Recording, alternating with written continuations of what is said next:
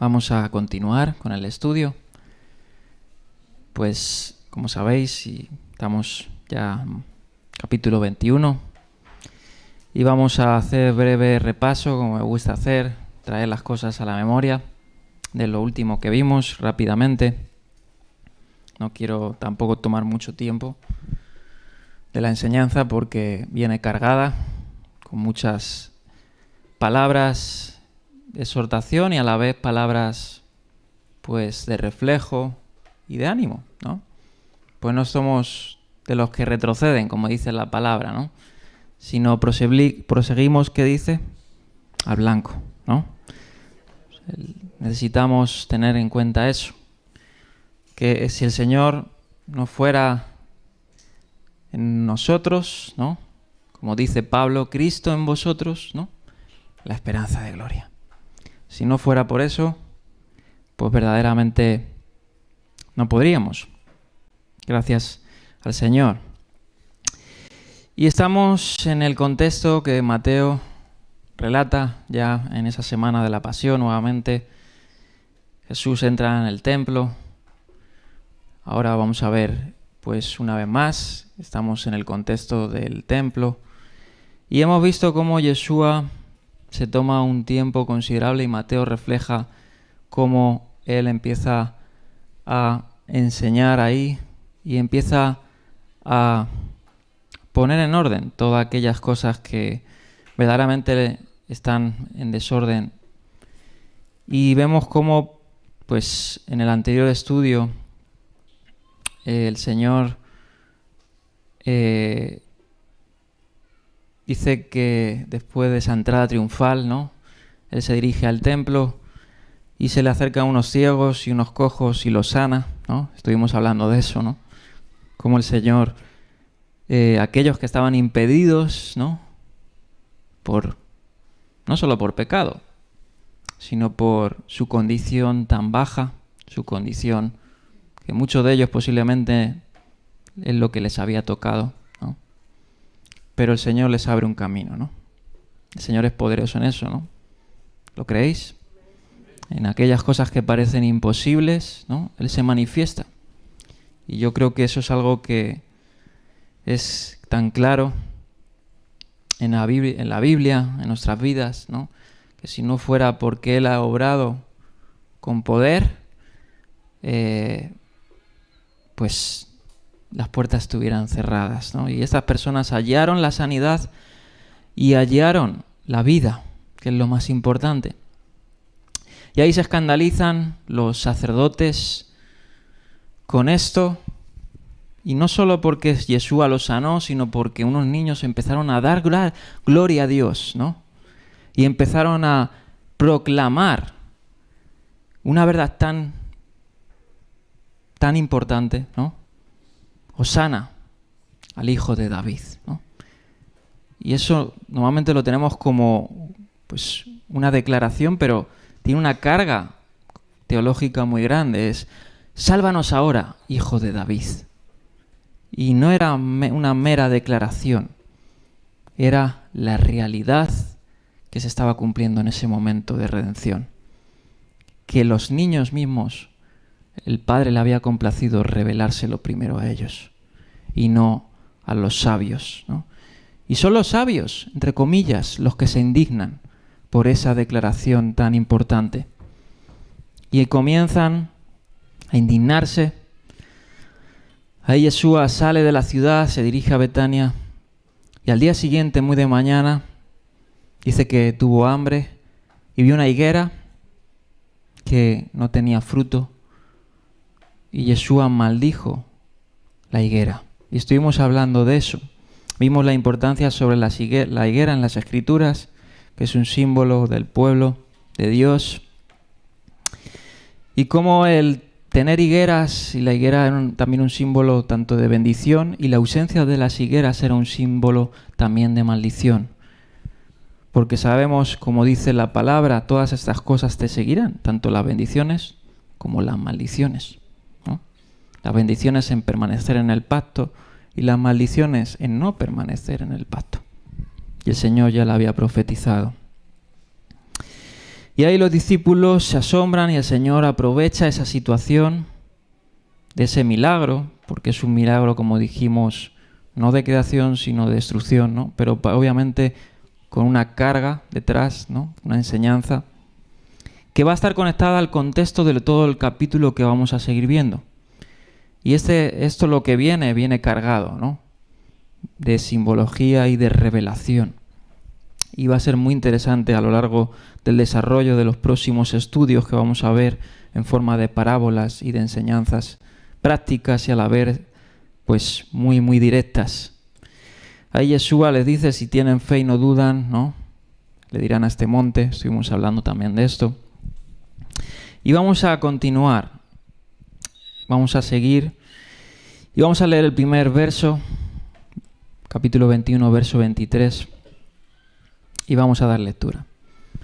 Dice ahí, Yeshua entró en el templo, y mientras enseñaba, se le acercaron los jefes de los sacerdotes y los ancianos del pueblo. Y preguntan, ¿no?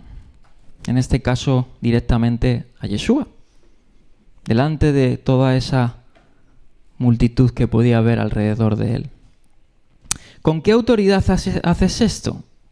Dice que lo interrogaron. ¿Quién te dio esta autoridad? Bien, vamos a comentar unas cosas muy interesantes, ¿no? Quiero que me perdonen, pero pues va a ser muy interesante lo que voy a comentar. Yo creo que a nivel de ilustración, ¿no? Bien, antes que nada estamos en el contexto del templo, es decir, no obviamente dentro del santuario, obviamente ahí no podían entrar al populacho, había un atrio, ya dijimos, para los israelitas, otro atrio para las mujeres. Aquí estamos en el contexto del atrio exterior, ¿no? Por decir así, como se conoce el atrio de los gentiles, que es el perímetro que rodeaba el santuario, dentro de las murallas del templo, el pórtico de Salomón. Los recintos eran enormes, alrededor de unos 300 metros de este a oeste y 480 metros de norte a sur. Era una estructura enorme, majestuosa, sublime. Ya dijimos que era la fiesta de la Pascua, habría multitud de peregrinos, multitud de personas en los atrios, ¿no? Y ahí Yeshua dice que se puso a enseñar. Y ahí vinieron, y aquí voy a dar algunos datos interesantes, porque aquí dice, ¿no? Que vinieron los sacerdotes, pero no cualquiera, dice los jefes de los sacerdotes y los ancianos. Y quisiera comentar, que lo dije en el anterior estudio, sobre los ancianos, que es un tema muy interesante. Cuando empecé a investigar y a ver las referencias, interesante porque es parte también de cómo estaba el pueblo. Bien, obviamente la estructura del atrio de los gentiles estaba preparado para que pues se pudiera enseñar, ¿no? De hecho era un lugar que algunos judíos lo tenían también, ¿no? En el Talmud está descrito que algunos famosos rabinos como Simeón ben Gamaliel, eso está en el Avot, en el Tratado de la Misná, él acostumbraba, dicen en la Misná, a sentarse y predicar en el templo, es decir, en el atrio exterior. Y dice todo Israel estaba delante de él. El Talmud también narra más adelante el rabino Yohanan ben Zakkai, que se sentaba, dice, a la sombra del santuario y exponía la Torá todo el día. Y ahí vemos, por ejemplo, una referencia conectada, que eso es lo que también hicieron los apóstoles, ¿no? En Hechos capítulo 2, 46, vamos a leerlo rápidamente, que dice la Escritura, dice, no dejaban de reunirse en el templo, ni un solo día, ¿no? ¿Por qué? Como ha dicho José, ¿no? El templo era símbolo también de que de ahí saldría la palabra de Dios, ¿no? La redención. Entonces los apóstoles obviamente entendían que el templo era un lugar perfecto para predicar el Evangelio, ¿no? Y el Evangelio es la palabra, ¿no?, de Dios, el cumplimiento de todo lo escrito y de todo lo revelado. Y los apóstoles no dejaban de reunirse ahí y predicaban el Evangelio y alabando a Dios Y cada día, dice el Señor, añadía más a los que iban a ser salvos. Y Yeshua estaba ahí, en esa área, enseñando. ¿Y qué enseñaba? Él predicaba de ese reino de Dios, ¿no? Porque sus enseñanzas están cargadas. Sermón del Monte. Todas las declaraciones de Yeshua es: el reino de Dios está aquí, entre vosotros.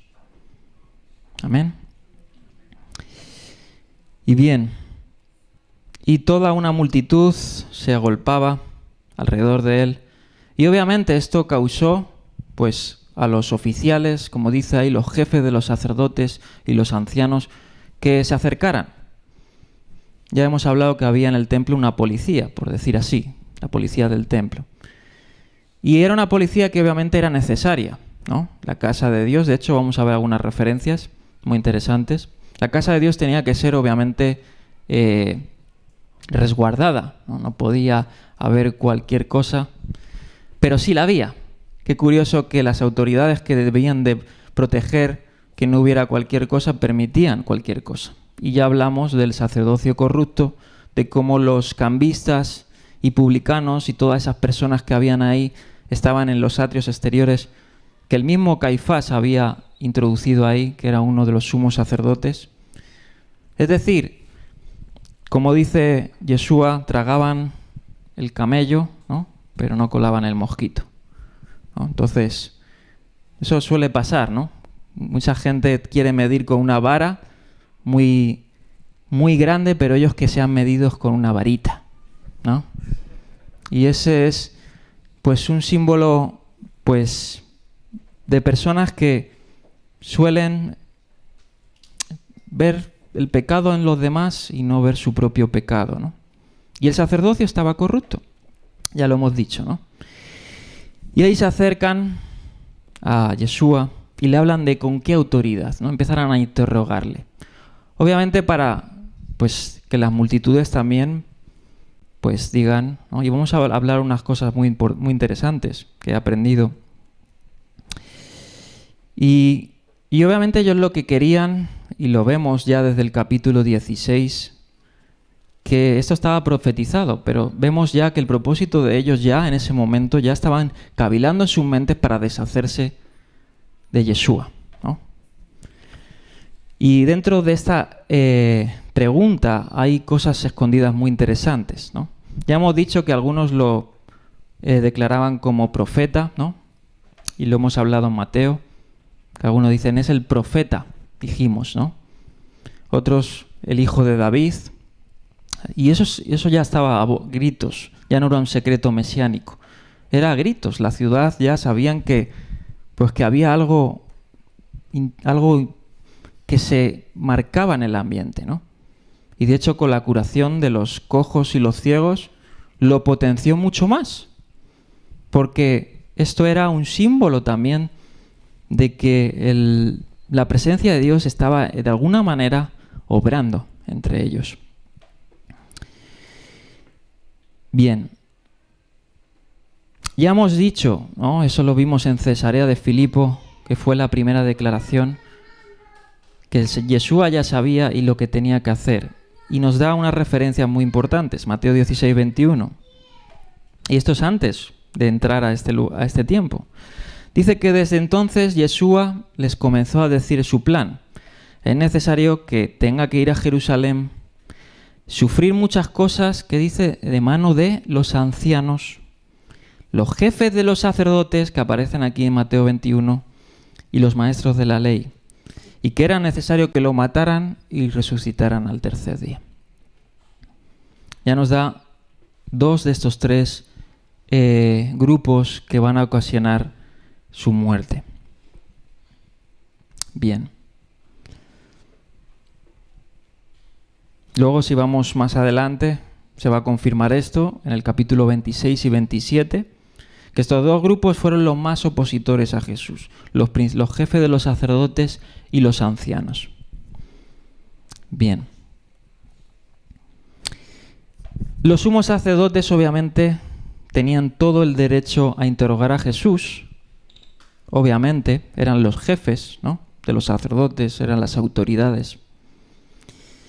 No solo a él, sino a cualquier persona que pudiera alborotar o crear disturbios alrededor, pues, del templo, ¿no? Hay un caso de Judas de Galileo que también agitó a las masas y obviamente tuvo que intervenir, pues, las autoridades, ¿no? Y los sumos sacerdotes tenían jurisdicción dentro del templo, una jurisdicción exclusiva que Roma se la había concedido. De hecho, había una muralla, el Soreg, que decía que cualquier persona que pasara a ese lugar, ¿no?, gentil, incluso judío, que no estuviera purificado, que no estuviera apto, pues si pasaban esa barrera había una sentencia de muerte. Y tenían esa jurisdicción. Ellos podían, el Sanedrín, y vamos a hablar un poquito del Sanedrín rápidamente, sin ser tedioso, pero es interesante que sepamos cómo surgió todo eso, de que obviamente tenían esa jurisdicción, ¿no? Los 70, y habían 3 Sanedrín en Jerusalén.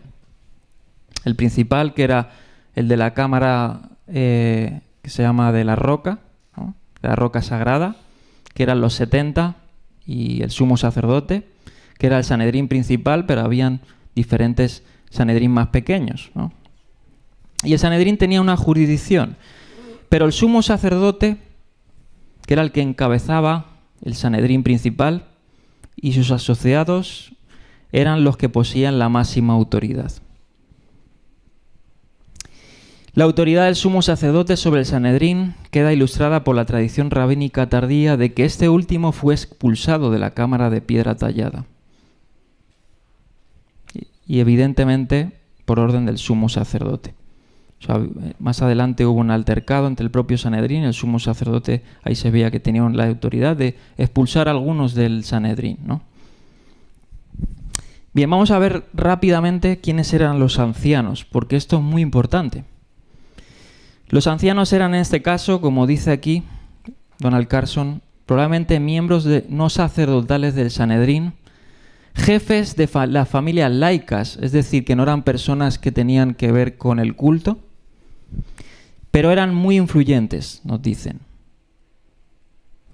Y Joaquín Jeremías, que es un investigador conocido, muy importante, que tiene grandes obras sobre el Jerusalén, los tiempos de Jesús, las parábolas de Jesús, los hebraísmos, aramaísmos, el mundo, el judío, etcétera, tiene un aporte muy interesante de quiénes eran los ancianos. Ya los hemos dicho, ¿no? Eran jefes de las familias laicas. Quisiera comentarlos rápidamente para saber un poquito quiénes eran estos. Dice, ¿quiénes componían este grupo de ancianos? La historia del gobierno judío nos da la respuesta. Dice que después del exilio, quienes reorganizaron al pueblo ya sin rey hicieron de las antiguas familias gobernantes, es decir, herederos de los reyes de Israel, la base del orden, ¿no?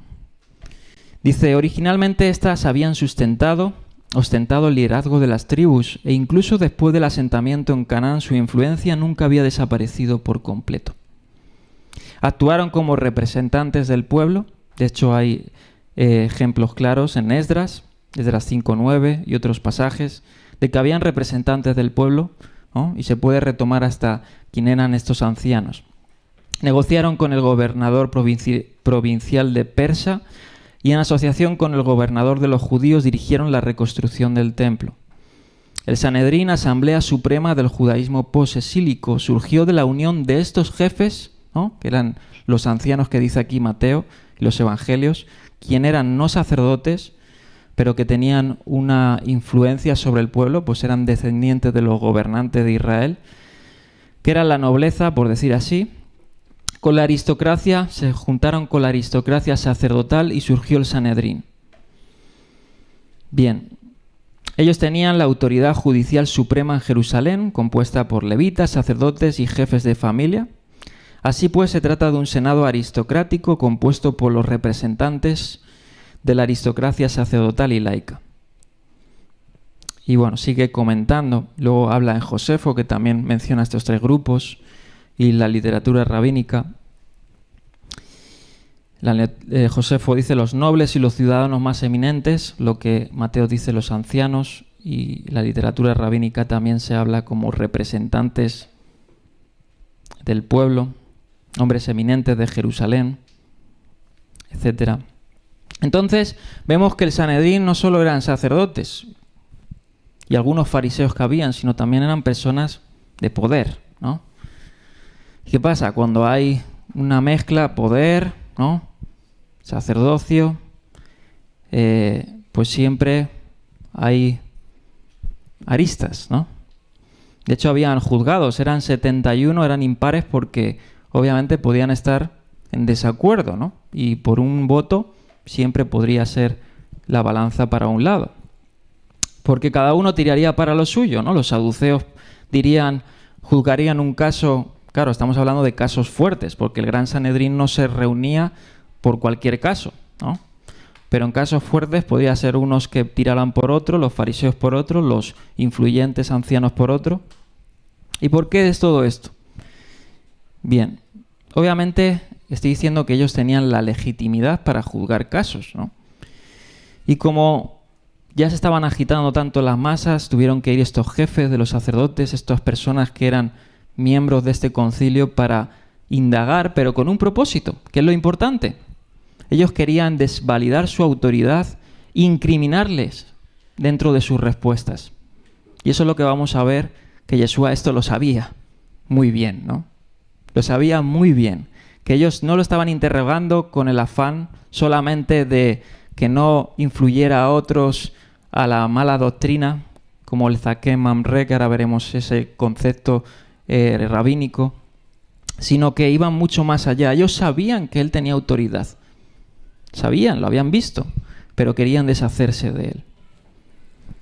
Bien. Obviamente, él tenía autoridad, pues estaban viendo primero que había, en cierta manera, purificado el templo, ¿no? O sea, él estaba tomando una autoridad propia, curaciones milagrosas, y se ponía a enseñar en el templo. Entonces ellos preguntaron, bueno, ¿tú de quién te ha dado esta autoridad? ¿De quién te ha enviado, no? ¿Quién es tu representante? Bien. Pero exactamente vemos que el deseo de ellos no solo era identificarlo, sino el deseo de sofocarlo y atraparlo. Bien. Y este grupo consideró obviamente inapropiado las acciones de Yeshua en el templo el día anterior, como él empezó a limpiar, ¿no? Y hablar cueva de ladrones. Y empezaron a actuar. Intentaban discernir si la autoridad que Yeshua reclamaba era autoridad real o autoridad religiosa. ¿Qué quiere decir esto? Obviamente hemos dicho que algunos ya le ponían como el Mesías, ¿no? El hijo de David, y otros como profeta, ¿no? Autoridad real, Mesías, y profeta religioso. Y obviamente en cualquier de estas dos áreas ellos querían ver si era un profeta de Dios, ¿no? O si se autoproclamaba profeta de Dios, o si se autoproclamaba rey. Como hemos dicho en este capítulo, en el verso 11, las multitudes habían descrito a Yeshua como el profeta. Las multitudes. Y luego los niños en el templo como el Mesías, el hijo de David. Bien. Y también querían interrogarle, obviamente, para ver cuál es el origen de su autoridad. Consideraban que Yeshua no actuaba por su propia cuenta, es decir, que alguien le había enviado. Pero no sabían que él era el enviado, ¿no? De Dios, ¿no? El verdadero enviado de Dios. Ahora, ¿Yeshua estuviera ocultando algo? ¿No? Obviamente no. Quizás sospechaban que algún rabino en particular, que anteriormente se había opuesto a las prácticas corruptas en el templo, había incitado a Yeshua a causar la interrupción.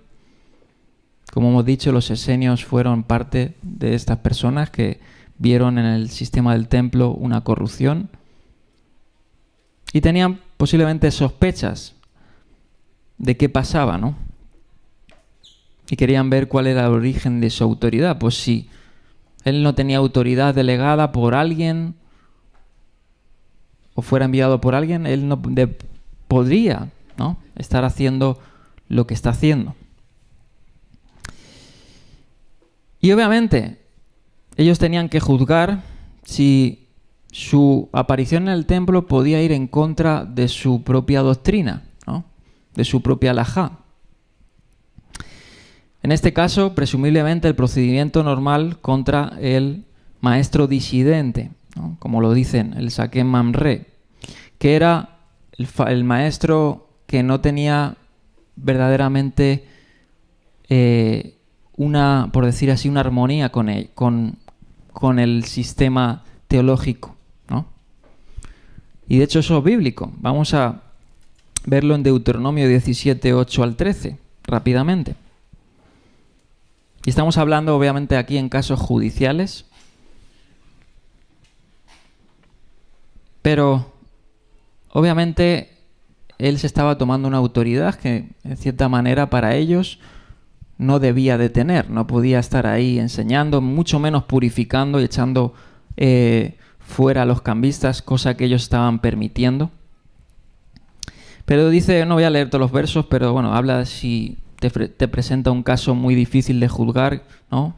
Ve ante lo que se conoce como los ancianos, ¿no? Te presentarás ante los sacerdotes, levitas, ante el juez en funciones, los consultarás, ellos te darán el veredicto. Y está hablando de jueces, ¿no?, por decir así, menores. Si no sabían pues cómo juzgar un caso difícil, tenían que ir a los que estaban por encima de ellos. Actuarás conforme a la sentencia que ellos te digan, en el lugar que el Señor elija, y harás todo lo que te digan. Procederás según las instrucciones que te den y el veredicto que pronuncien, y seguirás al pie de la letra, dice, todas sus decisiones. Pero ¿qué dice ahí el verso 12? El soberbio que muestre desacato al juez o al sacerdote en funciones, ¿qué dice? Será condenado a muerte. Así extirparás de Israel el mal. Esto era una alusión propia, ¿no?, también para ellos, de decir si era un maestro disidente que estaba yendo en contra de su autoridad, ¿no? Y en este caso estamos viendo que fueron los jefes de los sacerdotes y los ancianos, es decir, los más poderosos, ¿no?, los más influyentes dentro de toda esa cúpula en funciones, ¿no?, que tenía que regir la nación.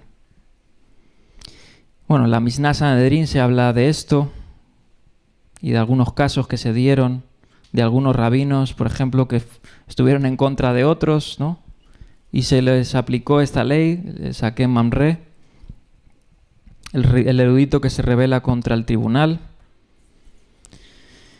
Y bien, vamos a continuar leyendo porque aquí viene lo interesante. Ellos le preguntan, ¿no?, pues ¿con qué autoridad, ¿no?, o quién te ha mandado, ¿no?, con qué autoridad enseñas y haces estas cosas, y quién te la dio, ¿no? Vamos a ver la respuesta de Yeshua. Mateo 21, 24 al 27. Dice, yo también voy a hacerles una pregunta. Si me la contestan, les diré con qué autoridad hago esto. Vamos a ver la profundidad de esto, ¿no? Les pregunta esto Yeshua. Lejos de decir sí y no, ¿no?, o darles la respuesta, les hace una contrapregunta. Tácticas, ¿no?,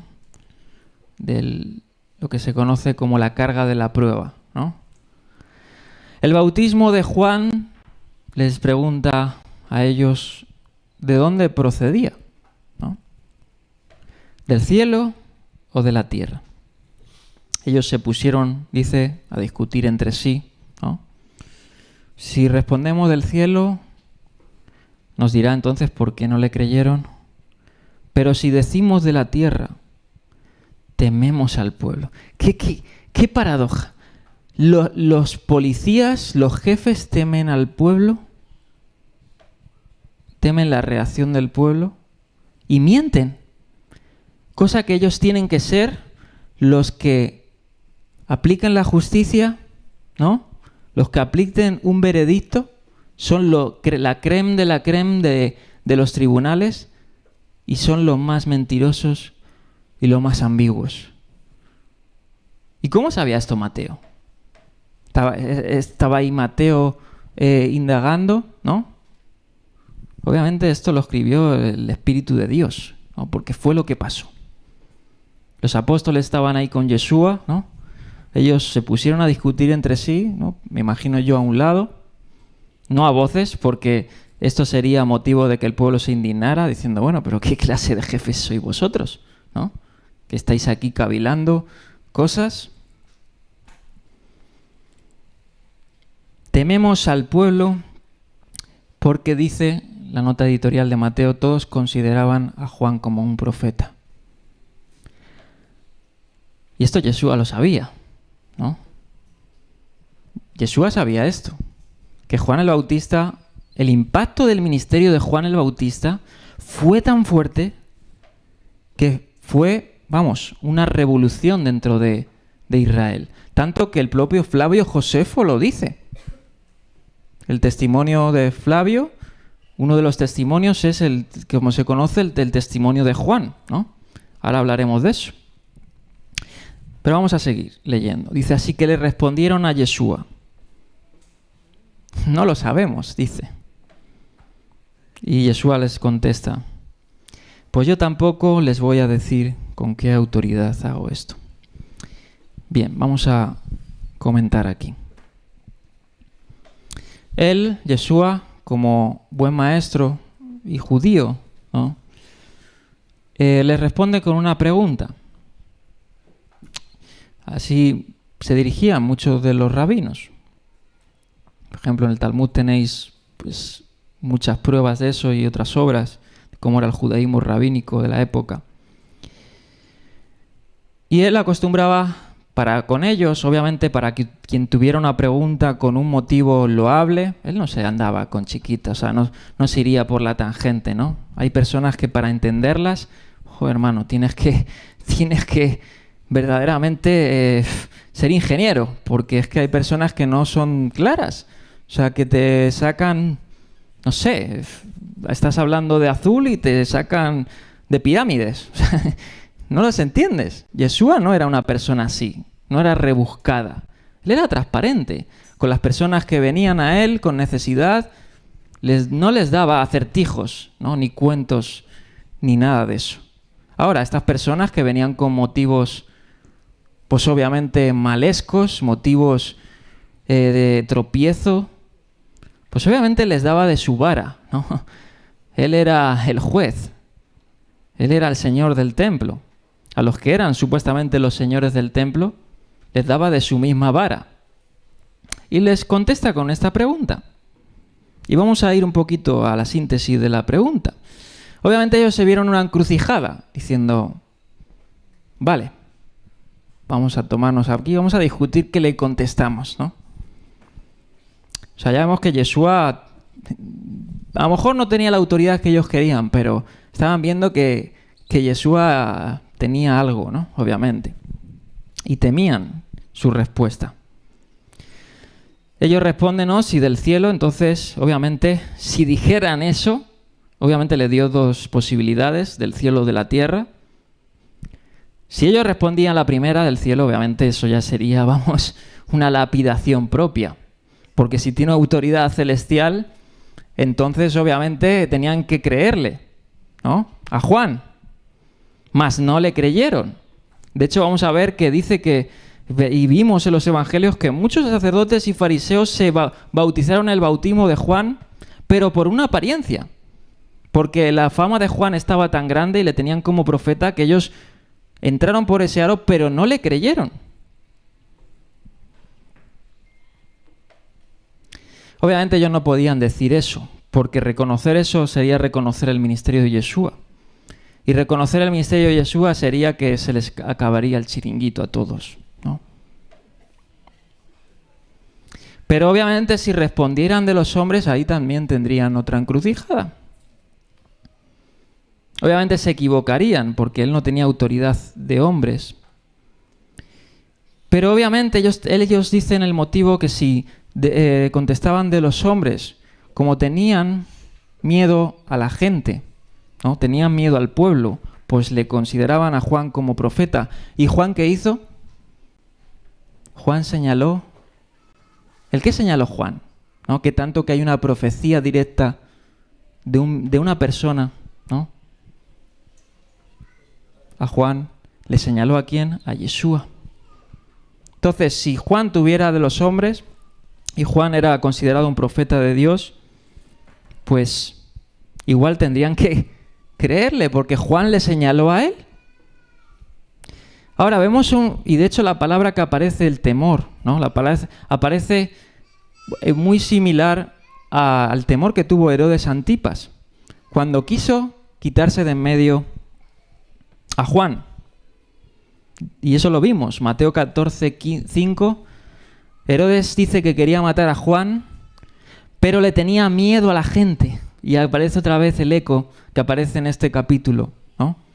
Porque Juan había causado una revolución en Israel, señalando que ellos eran sepulcros blanqueados, ¿no? Tuvo palabras fuertes contra los sacerdotes.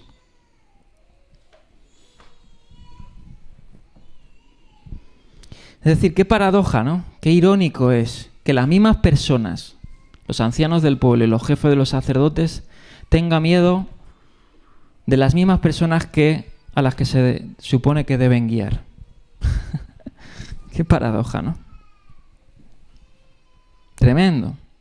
Obviamente la autoridad de Yeshua sabemos que era celestial, ¿no? Él tenía, dice la palabra dunamis, ¿no? Poder de Dios y exousia, autoridad sobre toda autoridad. Pero él no abusaba obviamente de su autoridad.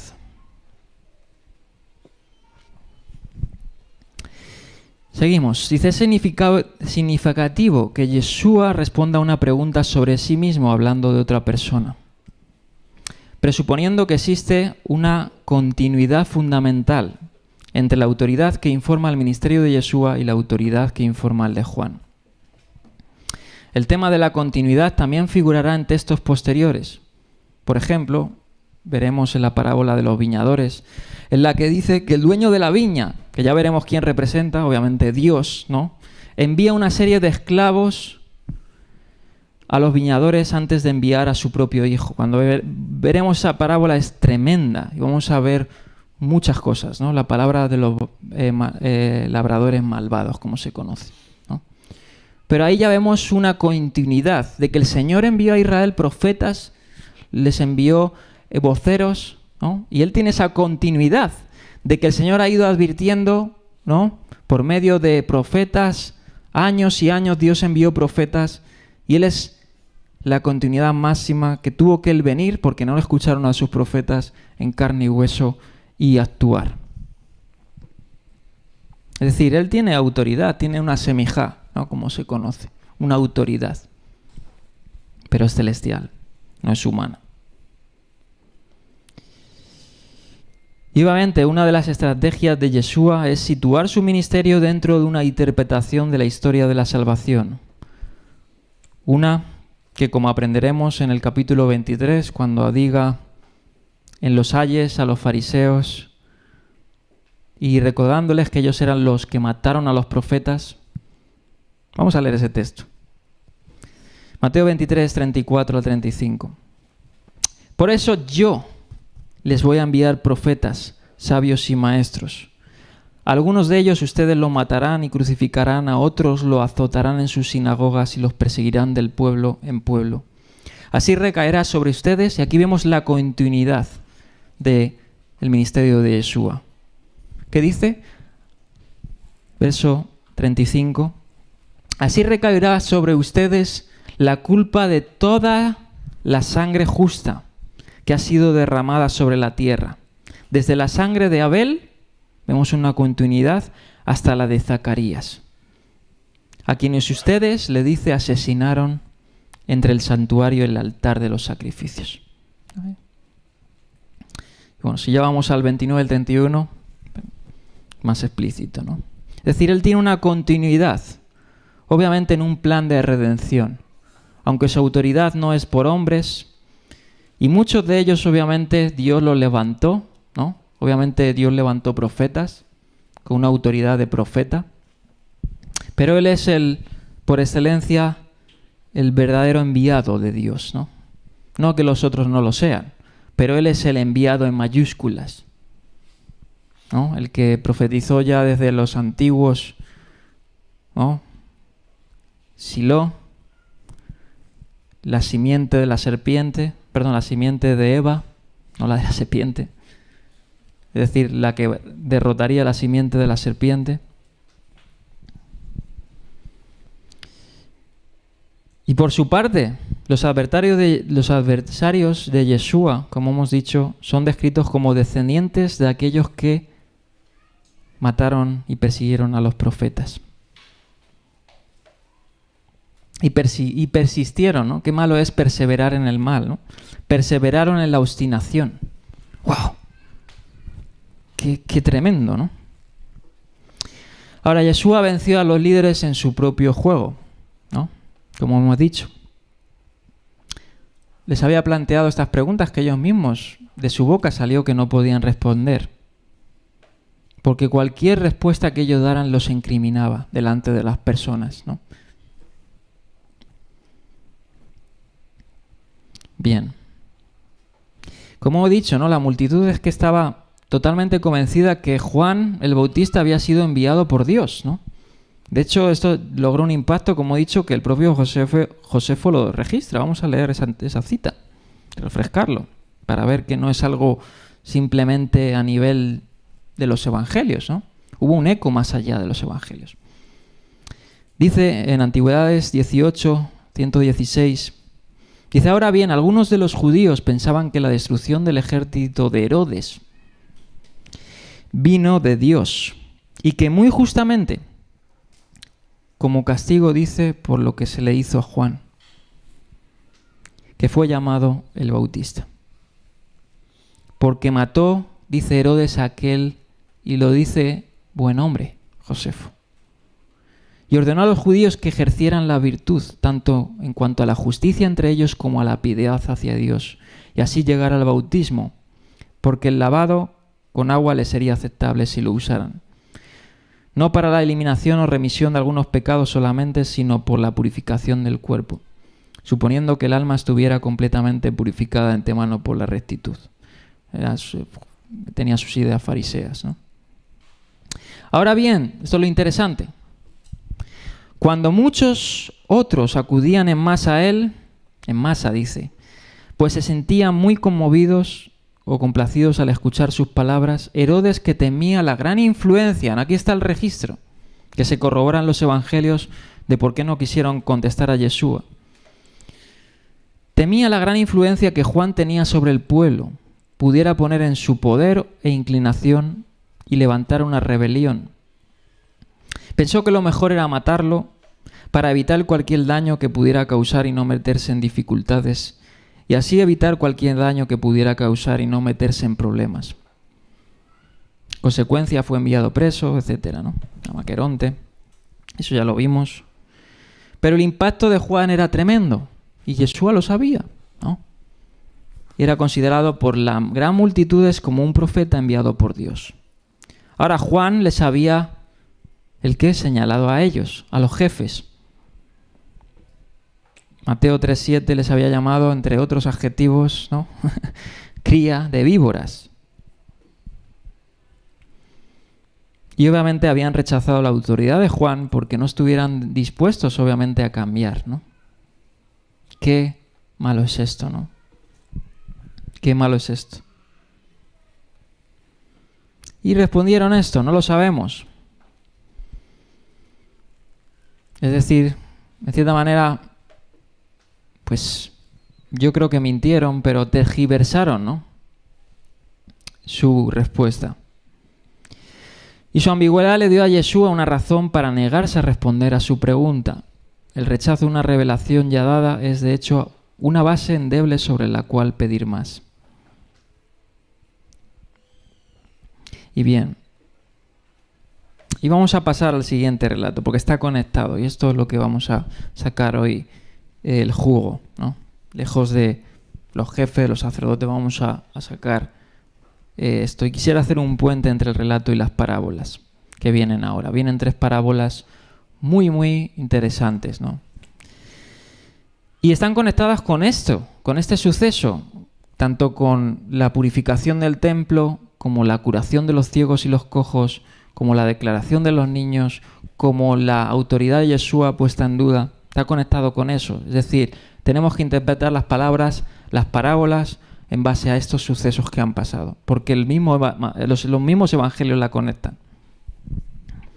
Bien, pero vamos a hacer un puente entre esto. Y es que al señalar el rechazo de los líderes al ministerio de Juan, Yeshua enfatizó el tema del juicio divino sobre ellos, como ya lo hemos expresado en la maldición de la hoguera y la purificación del templo. Yeshua ya había enseñado que el ministerio de Juan era el cumplimiento de Malaquías 3.1. ¿Qué dice Malaquías 3.1? Vamos a volver a recordarlo. Dice: el Señor Todopoderoso responde: yo, es decir, su autoridad, ¿no? Autoridad divina, estoy por enviar a mi mensajero para que prepare el camino delante de mí. ¿Y qué dice ahí? Esto es muy interesante, este texto. No sé si os habéis parado a reflexionar. Después de señalar una profecía directa sobre Juan el Bautista, entre otra más que hay, Malaquías 4, dice que de pronto vendrá el Señor a su templo. ¡Wow! El Señor, a quien ustedes buscan, vendrá el mensajero del pacto en quien ustedes se complacen. Hay una profecía, bueno, hay 2. Una, que el Señor va a enviar el profeta, el mayor de los profetas, porque no hay, según la boca de Yeshua, mayor profeta, ¿no?, que Juan, porque ¿de quién hay una profecía directa sobre un profeta? De Juan solamente. Y Juan tuvo el privilegio de señalar con el dedo: he aquí el Cordero de Dios que quita el pecado del mundo. Ningún profeta pudo hacer eso. Sí pudieron ver, ¿no?, a través del velo, lo que el Señor quería y el propósito del Señor, la restauración de Israel, la restauración de todo el plan de redención de las naciones. Pero ¿quién pudo ver con sus ojos y señalar con su dedo: he aquí el cumplimiento de todas las cosas? Juan. Pero hay una advertencia muy, muy fuerte. No sé si os habéis parado a pensar en esto. Vamos a leer Malaquías 4, del 5 al 6. Donde hay otra más profecía sobre Juan. Dice así: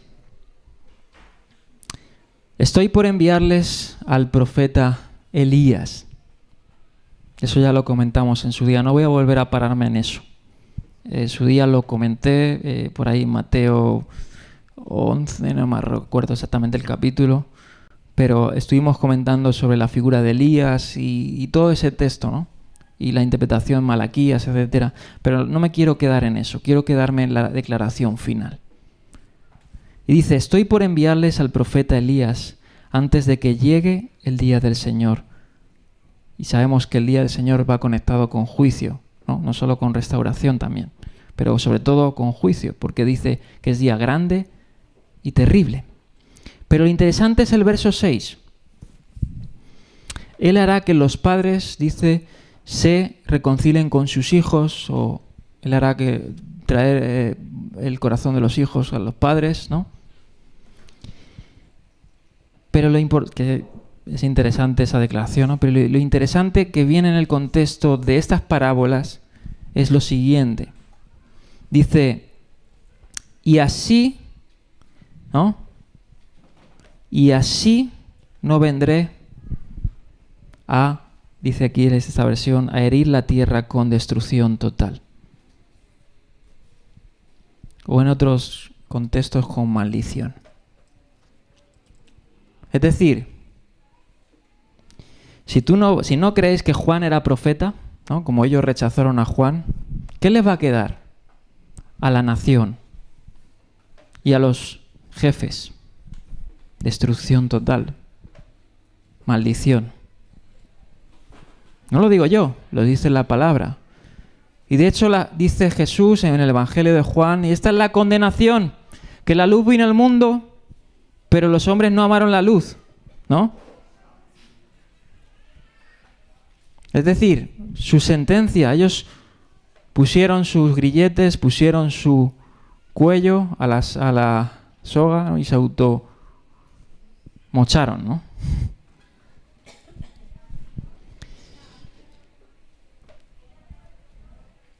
Bien. La maldición de la higuera estaba, por tanto, plenamente justificada, como vimos, y eso fue solo el comienzo de una maldición divina que se extendería por toda la región, no solo por Jerusalén. De hecho, Galilea también sufrió la devastación del pueblo. De hecho, en Hechos capítulo 2 dice que todo el pueblo, los sacerdotes, ¿no? En cierta manera se congeniaron para matar al autor de la vida. O sea, principalmente fueron obviamente los sacerdotes y los jefes, pero también el pueblo, ¿no? Que se dejaron muchos de ellos convencer. Por eso Yeshua tuvo palabras tan duras contra ellos, porque les decía, ¿no? Ciegos y guías de ciegos, ¿no? Mejor es que se aten una piedra de molino al cuello y se tiren. ¡Wow! Porque estaban llevando a la gente a la perdición. Tremendo, ¿no? Y Yeshua continúa sin interrupción y cuenta una parábola que ahora vamos a estudiar. Y esa parábola también les va a dar varias respuestas a ellos, ¿no? De su pregunta en el verso 23. O sea, Yeshua no solo se contestó y le dijo, yo no voy a decir con qué autoridad hago las cosas, ¿no? Vosotros mismos os vais a responder con qué autoridad hago estas cosas. Y se van a responder con las propias parábolas. Es interesante. Vamos a estudiar la primera de ellas.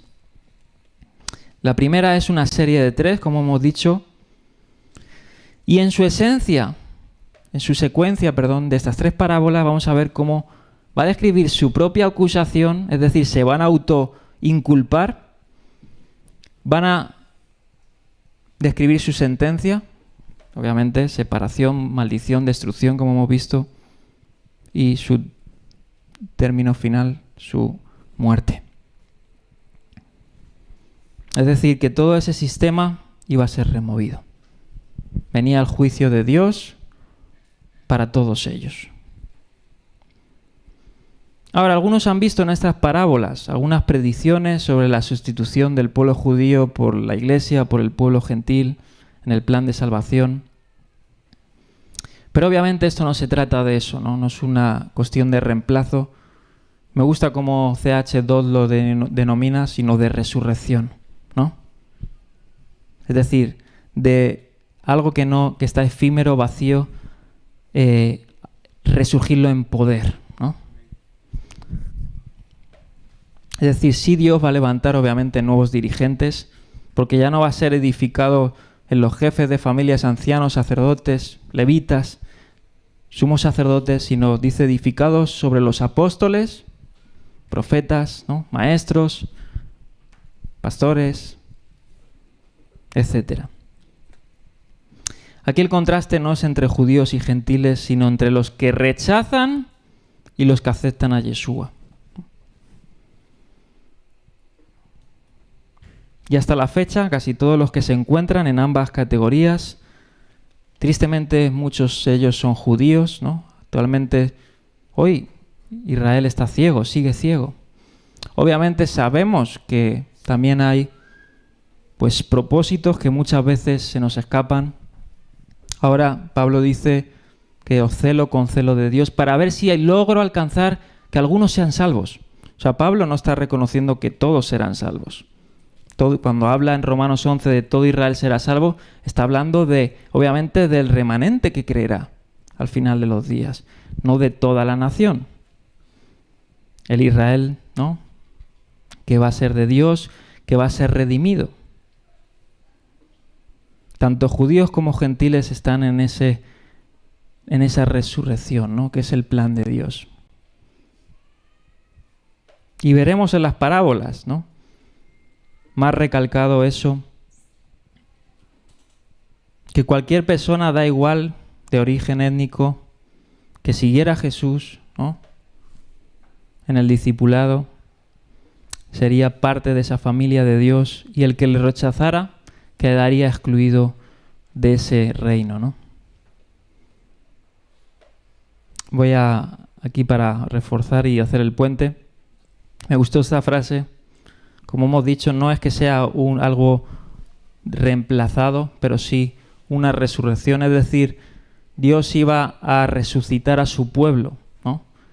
Pero con un nuevo aire. Dice: la desintegración manifiesta del sistema existente, es decir, del templo, de sus ofrendas, de sus sacrificios, ¿no? Es preliminar a la aparición de una nueva forma de religión y de una nueva comunidad que la encarne. Y sin embargo, es el mismo templo, primero destruido, el que debe ser reconstruido. La nueva comunidad sigue siendo Israel, es decir, hay continuidad a través de la discontinuidad. No es una cuestión de reemplazo, sino de resurrección. Es decir, Dios va a hacer algo nuevo. De hecho, lo dice el profeta: he aquí yo haré algo nuevo, ¿no? Él removerá lo antiguo, todo ese sistema religioso del templo, toda esa casta de jefes, ¿no? De reyes, herederos de reyes, de sacerdotes, y va a levantar un templo perfecto que no se puede corromper, que no se puede corroer, que no se puede romper, ¿no? Porque él dijo: destruid este templo y yo en 3 días lo levantaré. Es algo que tiene que ver con poder, resurrección, ¿no? Y ese es el poder de la resurrección, que de algo de que parece muerto, que Dios lo hace, le da vida, y no solo le da la vida, como dice, Él le da la vida en abundancia. Amén. Él le da una nueva, frescura, que es el nuevo pacto, ¿no? El nuevo pacto es eso, que yo pondré mi ley en su corazón, mi espíritu, es decir, mi poder, el poder de la resurrección, lo pondrá en aquellos que son obedientes al Evangelio. Y vamos a leer la parábola, que es tremenda, ¿no? Aunque esta, la que vais, tremendas sobre todo la de los labradores malvados y la próxima, pero esta es más escueta, más pequeña, pero también tiene una gran simbología de lo que venimos hablando. Verso 28. Y aquí vemos la continuidad en el contexto de la autoridad. Dice: ¿qué les parece? Continuó Yeshua. Había un hombre que tenía 2 hijos. 2 hijos. Primero se dirigió a él, al primero, y le pidió: hijo, ve a trabajar hoy en el viñedo. Respondió 29, no quiero. Pero dice que después se arrepintió y fue. Esa palabra es clave. Se arrepintió y fue. Verso 30. Luego el padre se dirigió al otro hijo y le pidió lo mismo. Este contestó: sí, señor. ¿Pero qué dice? Pero no fue. Verso 31. Ahora, Yeshua lo pregunta, ¿no? Aquí en Mateo se nos hace muy explícito que se los pregunta a los propios que le han puesto la autoridad. Luego, si vamos a Lucas y comparamos, también no solo era a ellos, aunque principalmente fue por ellos, pero también a las multitudes. Y eso recalca lo que dice Hechos, que toda la nación también tuvo gran parte en rechazar al autor de la vida. Pero ¿cuál de los 2 hizo lo que su padre quería?, preguntó. El primero, contestaron ellos. Yeshua les dijo, y obviamente aquí está dirigido a ellos, ¿no? De hecho, en esa partícula se dirige a ellos, a los que le han cuestionado su autoridad. Y mira lo que les dice. Yeshua les dijo: les aseguro que los recaudadores de impuestos y las prostitutas van delante de ustedes hacia el reino de Dios. Porque Juan fue enviado a ustedes a señalarles el camino de la justicia, y no le creyeron. Pero los recaudadores de impuestos y las prostitutas sí le creyeron. E incluso después de ver esto, Dice, ustedes no se arrepintieron para creerle. ¡Wow! Tremendo, ¿no? Vamos a terminar con esta parábola, que hay mucho que extraer, ¿no? Bien, en esta pequeña historia volvemos a lo mismo, ¿no? Hay un viñedo, una pequeña granja familiar, donde se nos dice, ¿no?, que había un hombre que tenía 2 hijos, ¿no? Es decir, una pequeña granja. No era un terrateniente, como veremos en la próxima parábola, que también tiene que ver con un campo, ¿no? Aquí es una familia, por decir así, íntima, ¿no?, y pequeña. Dice, en estas granjas lo normal es que se cultivaran en la tierra de Israel, pues hemos hablado de la uva, ¿no? El viñedo, de hecho, parece viña. Aunque aquí no se hace hincapié en el cultivo en específico, pero vemos que es una segunda parábola también de la viña, ¿no?, que hemos visto en el capítulo Mateo 20. Y en Mateo 20 ya vimos que la viña se refiere a ¿qué?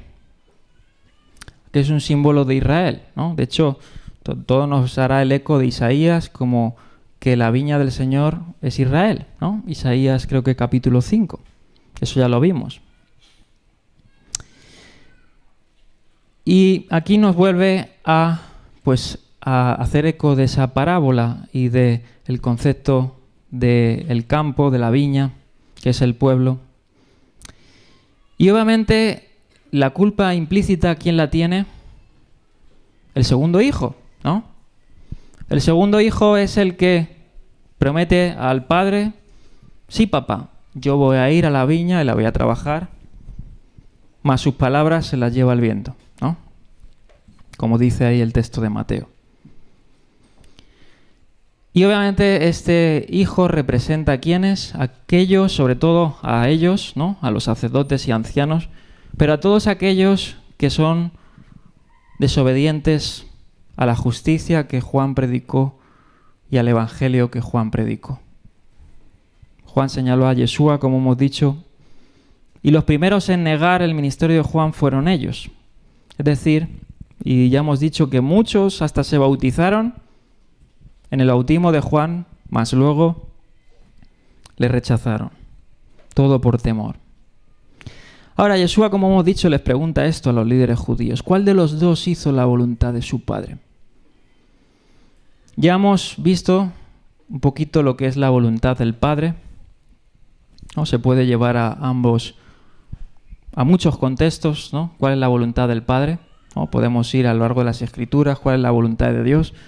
Pero en el Evangelio de Mateo tenemos primero como fuente, vamos a ir al propio Evangelio y a las propias palabras de Yeshua. Y Yeshua ya ha dado esbozos cuál es la voluntad del Padre en Mateo. Vamos a ver algunas citas. Mateo 6:10, el famoso Padre Nuestro, ¿no? Venga tu reino, dijo, hágase tu voluntad, es decir, la voluntad del Padre en la tierra como en el cielo. Mateo 7:21, no todo el que me dice Señor, Señor, entrará en el reino de los cielos, sino el que hace la voluntad de mi Padre que está en el cielo. Y Mateo 12, 49 al 50, entre otros, cuál es la verdadera familia de Dios que responde al Padre. Dice, aquí tienen a mi madre, a mi padre y a mis hermanos. Pues mi hermano, mi hermana y mi madre son los que hacen la voluntad de mi Padre que está en los cielos. El hecho de que el segundo hijo, que hemos dicho que le dijo sí, Señor, se dirija al Padre como Señor, pero no haga la voluntad del Padre, nos trae a la memoria ese verso que hemos leído, ¿no? De muchos me dirán Señor, Señor, pero no hicieron, ¿no?, lo que yo les mandé, no hicieron la voluntad de mi Padre. Ahora, ¿cuál es la voluntad del Padre, entre otras? Para ellos, para los fariseos y para los jefes de los sacerdotes y los ancianos, que crean, ¿no?, al que le envió. Mas ellos no creyeron. Esa era la voluntad del Padre para ellos. Pero sobre todo, también que se arrepintieran, ¿no? Porque es claro que en la figura del primer hijo, que el primer hijo, ¿qué dijo? Vamos a volver a leerlo. Dijo, no quiero, ¿no? Aparentemente había una rebeldía dentro de ese primer hijo. Mas luego dice que el hijo, a lo mejor, pensó en sus palabras, en su presunción y dijo, bueno, voy a ser obediente a mi padre, ¿no? Es decir, hay un remordimiento, hay un perdón. Y se arrepintió y dice que fue. Ahora, ¿cuál de las dos? De los dos hizo la voluntad de su padre, ¿no? Yeshua vuelve a utilizar esta estrategia para ellos. Pero ahora sí les contesta y les señala, ¿no? Ahora, ¿qué respondieron ellos? Se autoinculparon. Verso 31. El primero, ¿no? Contestaron ellos. Y ahí Yeshua les dice, bien, ahora sí me habéis contestado, ¿no? Y les remonta a esta parábola para que se reflejen en ella su condición. Veremos otro doble pronunciamiento de ellos y ahí ellos ya parece que entenderán que estaba tratando con su rebeldía, ¿no? Parece que en esta primera parábola pues todavía no entendían un poco lo que el Señor les quería hacer ver, ¿no? Así será en la próxima. Bueno, al final de esta que entenderán y en la próxima, sobre todo, que entenderán que está hablando directamente de ellos. Es decir, Yeshua les estaba diciendo que eran hijos desobedientes, ¿no? Hijos desobedientes. En Mateo 12:50 que hemos leído, ahí se ve claramente cuáles son los hijos obedientes. Los que le reconocen como Señor, verdaderamente, porque hacen lo que el Señor les dice y se arrepienten. Ahora, Yeshua les hace ver fuertemente su incriminación comparándolos con los más viles de los pecadores, ¿no?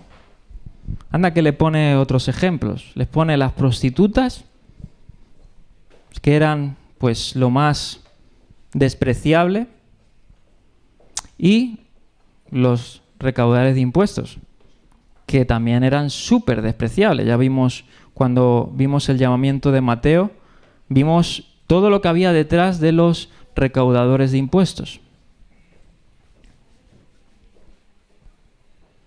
Bien.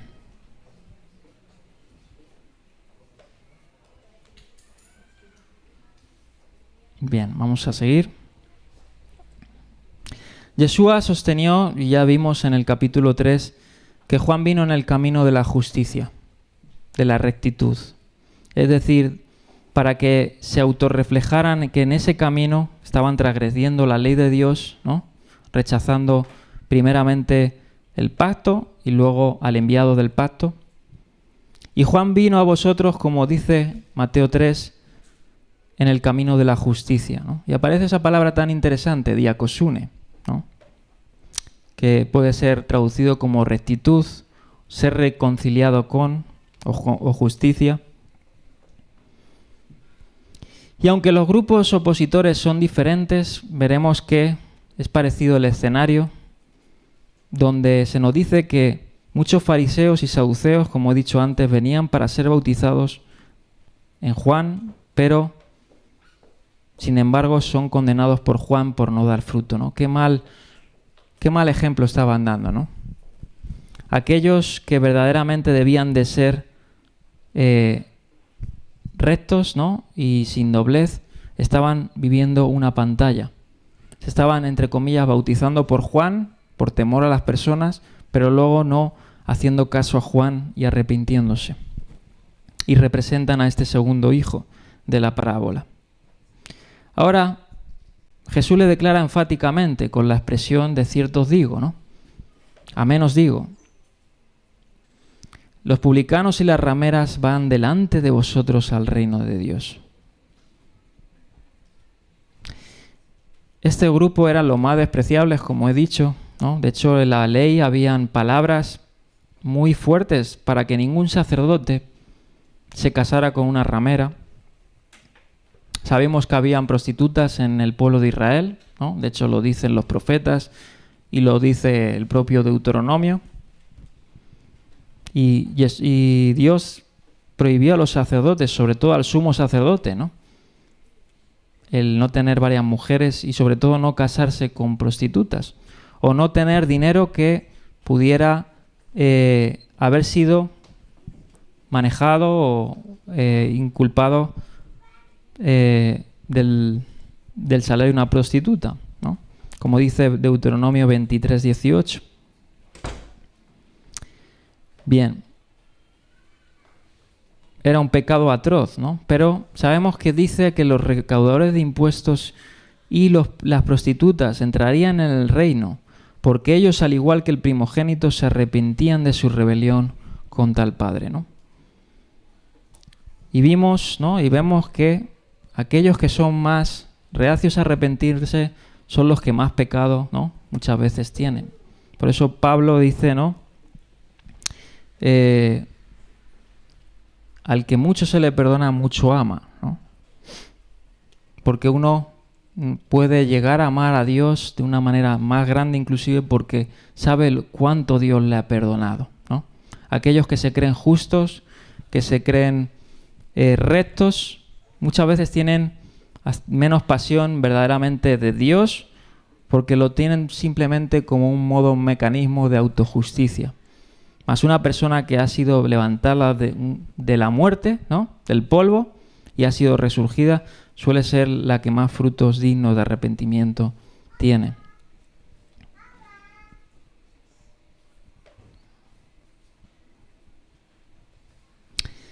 Yeshua fue incriminado, ¿no?, por sus oponentes, diciendo él es amigo de pecadores, ¿no?, de recaudadores de impuestos. En Mateo 11:19, cuando se puso a comer con Mateo y con sus colegas. Pero sabemos que ellos respondieron al llamado de Dios mayormente que los propios sacerdotes y jefes.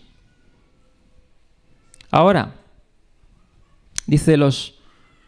hay un debate, ¿no?, en esa expresión que Yeshua dice: las rameras y los recaudadores de impuestos van delante de vosotros, ¿no? ¿Qué estaba queriendo decir aquí Yeshua? ¿Que ellos entrarían al reino de Dios, sino que las prostitutas y los recaudadores de impuestos tenían puestos de prominencia mayor que ellos? ¿O qué les quería decir, ¿no? Vamos a comentar algunas cosas. Obviamente, ellos no entrarían, y no solo tenemos que interpretar este texto a la luz de otros textos.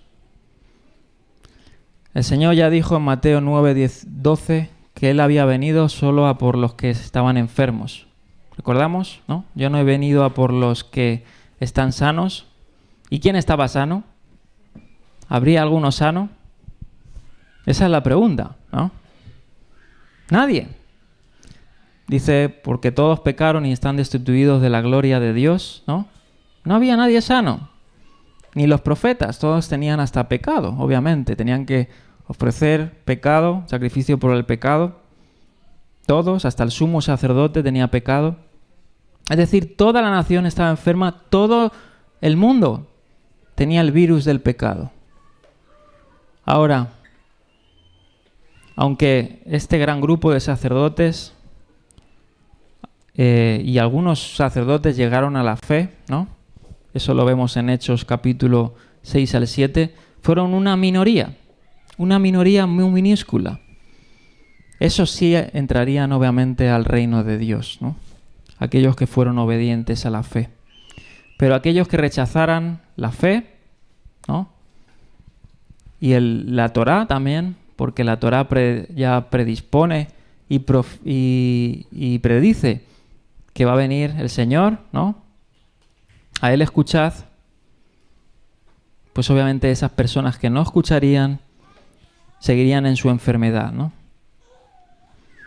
Y aquellos que pensaban que estaban sanos, obviamente no buscarían ningún tratamiento para su vida.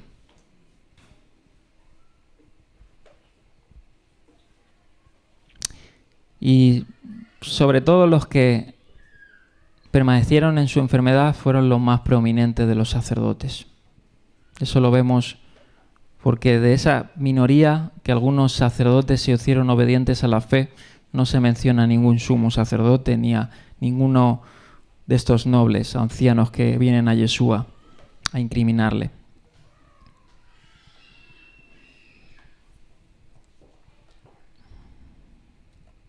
Bien. Ahora, como dice el propio Yeshua, ellos tenían que haberse arrepentido al ver los frutos, ¿no? ¿Por qué? Porque dice que ellos fueron testigos claros del poder de Dios que estaba actuando en medio de ellos. Invoca en el verso 31. Vamos a volver a leerlo. Dice: porque Juan fue enviado, en el 32, a ustedes a señalarles el camino de la justicia y no le creyeron. Puede que a Juan no le creyeran, ¿no? Por su predicación. Ahora, creerle por sus frutos. ¿Cuáles fueron los frutos de Juan? Que los recaudadores de impuestos y las prostitutas cambiaron su condición tan vil a una condición de santidad. ¡Wow! Eso tenía que haber sido el indicio para creer a Juan y por ende creer a Yeshua. E incluso vieron este fruto de justicia en el mensaje de Juan y siguieron en su obstinación, en su incredulidad. ¡Wow, hermanos! Que no nos pase eso, ¿no? Muchas veces nos pasa, ¿no? Nos pueda pasar que nos creamos tan sanos, juzgar a otros y creer que merecemos o debemos, y minimizar muchas veces el poder de Dios en cada hermano, porque la viña del Señor es, como dice, multiforme, ¿no? Hay plantas que crecen más rápidos que otras en el huerto y no debemos de cortarlas a la primera, ¿no? El Señor fue paciente con su viñedo, ¿no? De hecho lo dice Isaías capítulo 5. Él fue muy paciente.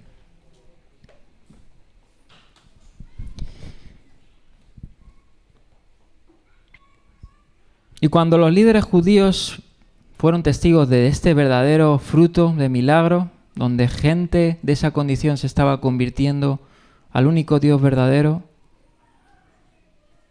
no cambiaron, no se arrepintieron, ¿no? Vamos a leer Jeremías 13:23. Dice el profeta: ¿puede el etíope cambiar de piel? ¿No? ¿Puede? ¿O puede el leopardo quitarse sus manchas? Pues tampoco ustedes pueden hacer el bien, acostumbrados como están a hacer el mal. Es decir, si siguen en su obstinación,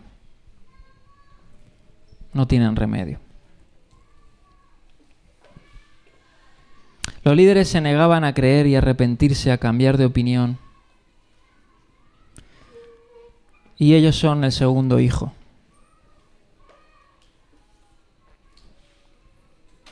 Bien, vamos a terminar con una reflexión más, por última, la parábola. Porque tiene también esto un eco, ¿no? Y en la propia Torá, ¿no? Había un dictamen en la Torá de el hijo que dice desobediente y contumaz, ¿no? Y en esa ley había una ley que cuando un hijo, ¿no? Una persona, en este caso un hijo, que la parábola habla de dos hijos, fuera rebelde, obviamente, al padre, a la casa, ¿no? Hemos hablado de que un padre tenía dos hijos. ¿Cuál era la finalidad de ese hijo la triste tragedia de ese hijo? Que había una sentencia, ¿no? Y hay un eco muy interesante de esto, ¿no? Que podemos también extraer. La comparación que hizo Yeshua entre la negativa de los líderes judíos a creer y obedecer el mensaje de Juan y el comportamiento del hijo rebelde que se niega a obedecer la voluntad de su padre, comunica mucho más al público original de Yeshua y a los primeros lectores de Mateo de lo que posiblemente nos pueda comunicar a nosotros, ¿no? Ellos tenían muy claro esa ley, la estudiaban cada sábado, o sea, cada año. Y aunque los lectores de hoy en día podrían verse tentados a restar importancia a la rebelión del hijo como un comportamiento típico de adolescentes, ¿no?, tal respuesta era impactante en el mundo de Yeshua y podía tener graves consecuencias. Deuteronomio 21, 18 al 21 ordenaba a los padres que tuvieran un hijo que no obedeciera, incluso después de la disciplina, que denunciaran el niño ante los ancianos, ¿no? Deuteronomio 18.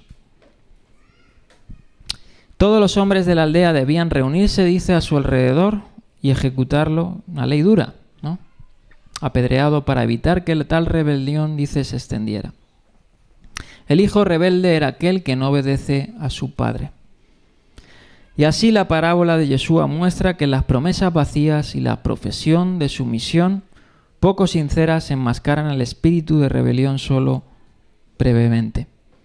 Llegará ahí el momento en que estos líderes judíos, como cualquier hijo desobediente, tendrían que responder por su rebelión, y el castigo sería severo. El profeta Isaías había comparado en Judá y Jerusalén con hijos rebeldes. Isaías 1, del 1 al 6, describe a Dios como un padre que presenta cargos contra hijos que persisten en su rebelión a pesar de la severa disciplina. En estos términos: he criado y educado a hijos, pero ellos se han rebelado contra mí.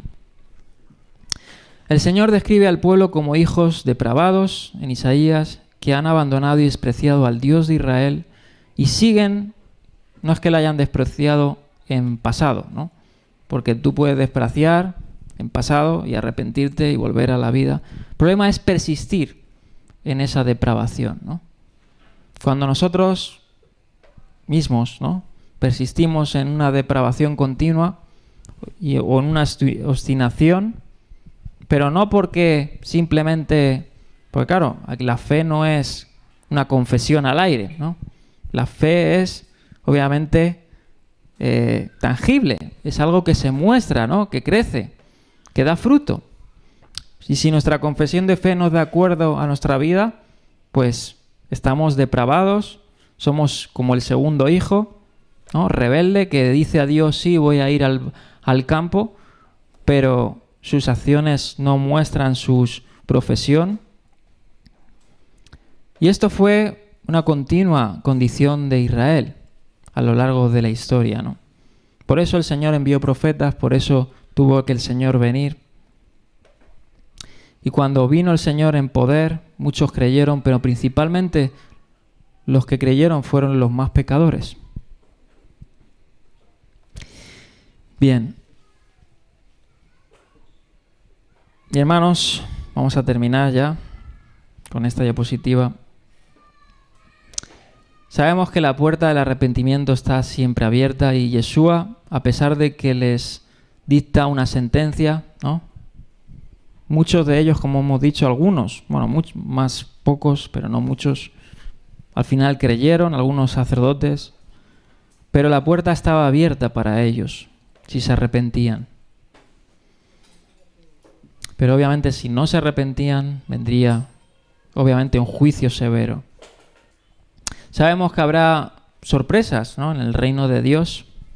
De hecho, esta parábola ilustra eso mismo, ¿no? Una sorpresa es eso, que las rameras y los publicanos fueran antes que los sacerdotes. Pero sabemos que habrá sorpresas en el reino de Dios. Seremos juzgados, obviamente, no según nuestra profesión de fe. Seremos juzgados según nuestra profesión de fe y según nuestro fruto. Entonces, obviamente, hermanos, tenemos que tener paciencia, ¿no?, a la hora de juzgar, pero sí tenemos que tener, obviamente, una advertencia para nosotros de que debemos de obedecer la voluntad de Dios, ¿no? En este caso, para los sacerdotes era creer en el Hijo, pero para nosotros puede ser manifestar el Hijo en nuestra vida. Es decir, dar frutos dignos de arrepentimiento en justicia, ¿no? Y eso, en resumen, ¿qué sería? Pues cumplir la voluntad de Dios, la ley del Señor, ¿no? tanto respetar sus directrices, no solo comer, coser, guardar el sabbat, guardar las fiestas, sino también refrenar nuestro carácter impetuoso, no ser codiciosos, como habló el otro día Aarón en la parasá, el amarnos unos a otros. En eso sí nos debemos de vernos, como dice Pablo, en cambiar nuestra vida, nuestros hábitos, y que esta parábola también nos habla a nosotros, porque obviamente sabemos que no es el punto de partida, es nuestra llegada, Por eso Pablo dice: proseguimos a la meta.